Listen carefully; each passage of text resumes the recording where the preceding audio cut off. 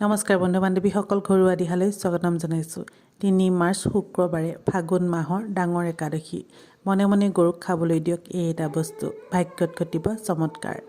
বন্ধু বান্ধৱীসকল, হিন্দু ধৰ্মত একাদশী তিথিৰ বিশেষ মহত্ব আছে। ফাগুন মাহৰ শুক্লপক্ষৰ এই একাদশীক আমলখি একাদশী বুলি কোৱা হয়। এই একাদশী ব্ৰত পালন কৰা ব্যক্তিৰ সকলো মনৰ কামনা পূৰ্ণ হয়, লগতে বিষ্ণু লোকত স্থান পায়। যিসকল কৰ্মত অসফল থাকে, বহুতো কষ্ট কৰাৰ পাছতো তেওঁলোকৰ সফলতা নিমিলে, এনে লোকে এই ব্ৰত পালন কৰিব পৰাটো অতি মংগল হয়।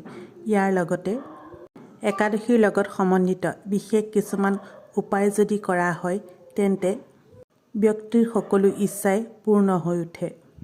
আজিৰ এই ভিডিঅ'ত তেনে এক বিশেষ উপায়ৰ বিষয়ে ক'ম। যদিহে ভিডিঅ'টো চাই ভাল লাগে, এটা লাইক কৰিবলৈ নাপাহৰিব। ঘৰুৱা দিহা চেনেলটো যদি প্ৰথমবাৰলৈ চাইছে, চেনেলটো ছাবস্ক্ৰাইব কৰি ল'ব আৰু কাষতে থকা বেল আইকনটো প্ৰেছ কৰি দিব, যাতে আহিব লগা নতুন নতুন ভিডিঅ'বোৰ প্ৰথমেই চাব পাৰে। তেনেহ'লে পলম নকৰি জনোৱা হওক সেই বিশেষ উপায়টোৰ বিষয়ে। হিন্দু ধৰ্মত গৰুক পূজনীয়ও মাৰ স্থান দিয়া হৈছে। লগতে গৰুত ৩৩ কোটি দেৱতাৰ বাস মনা হয়।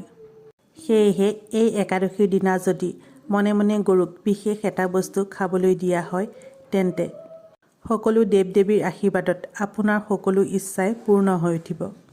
গতিকে জনোৱা হওক একাদশীৰ দিনা গৰুক কি খাবলৈ দিব। একাদশীৰ পুৱা সৰ্বপ্ৰথমে এটা ৰুটিত অলপ গুড় সানি সেই ৰুটি গৰুক খাবলৈ দিব আৰু খাই থকাৰ সময়ত গৰুৰ গাত হাত ফুৰাই আপোনাৰ সকলো মনোকামনা গৰুৰ কাণত মনে মনে কৈ দিব। এই উপায় যদি পুৱা ভাগত কৰিবলৈ অসুবিধা হয়, তেন্তে দিনটোৰ যিকোনো সময়তে আপুনি এই উপায় কৰিব পাৰিব।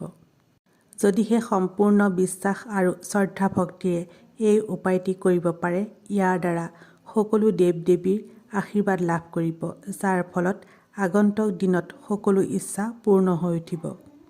লগতে সকলো দুখ কষ্ট দূৰ হ'ব। বন্ধু বান্ধৱীসকল, যদিহে ভিডিঅ'টো চাই ভাল লাগিল, কমেণ্টত শুদ্ধ মনে লিখিব ওম নমো ভগৱতে বাসুদেৱায় নমঃ। তেনেহ'লে আজিলৈ আহোঁ, ধন্যবাদ।